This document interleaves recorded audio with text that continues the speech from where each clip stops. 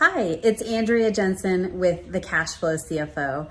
And today I'd like to talk to you about knowing when it's okay to hire in your business and also knowing how much you can afford to spend on that new hire. So we talk to a lot of business owners about this exact question, and we help them to identify where in their business that they're feeling the staff shortage, and to identify, is that a direct expense? Is that a direct labor or an indirect labor? So let me give you a little bit of background. A direct labor expense is one of your team members who is directly client facing. They are servicing your clients in the fulfillment of what you are selling to them. So in a service-based business, this is going to be your number one expense.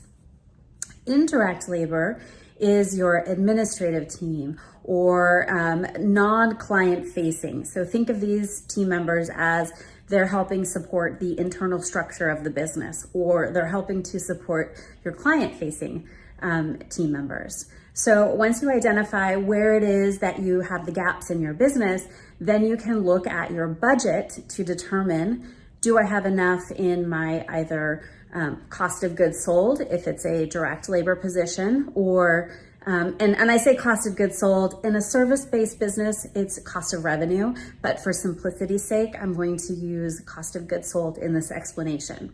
So if the team member that you need to bring on, where you're finding the gaps in the team, is that you need a administrative position or an indirect labor position, then that is going to come out of your general and administrative budget. So the first thing to do is to look at your budget and determine, do you have enough room to bring on that position? If you do, then the next step is to determine how much of their time. So let's first talk about if they're a client-facing direct labor team member. So you want to create a staff utilization schedule. So what this does, a staff utilization schedule, is it helps you to understand what is my existing workforce, my existing team, and how much utilization am I getting out of them, and do you need, and then you build onto that a billable rate. And so you're able to tell, based on what your revenue goals are, do you need to add more team members? So that's how to tell if you need somebody on the direct labor side. That will come out of your COGS budget. And then you can determine what role do they play, what's their billable rate, and that will help you to back into, depending on what your revenue goals are for that period, how much you can afford to spend.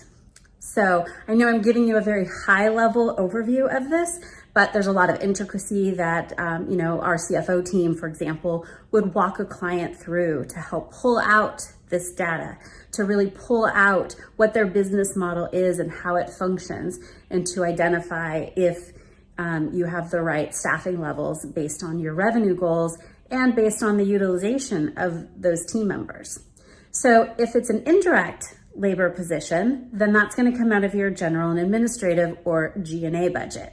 And if that's the case, then you can just look at, do I have enough in my budget to hire that team member based on what the needs of the company are? So if you want to find out more about that for your specific business, happy to chat with you, reach out, schedule an appointment, and we can talk about what your business looks like and help you to flush out those specific questions that you have, because each business is a little bit different. Each business model is a little bit different, and the requirements of your staffing is also going to be different. So hope you got a little bit of some nuggets here in how you can help to determine, can you afford to hire and how much you should be paying for those positions.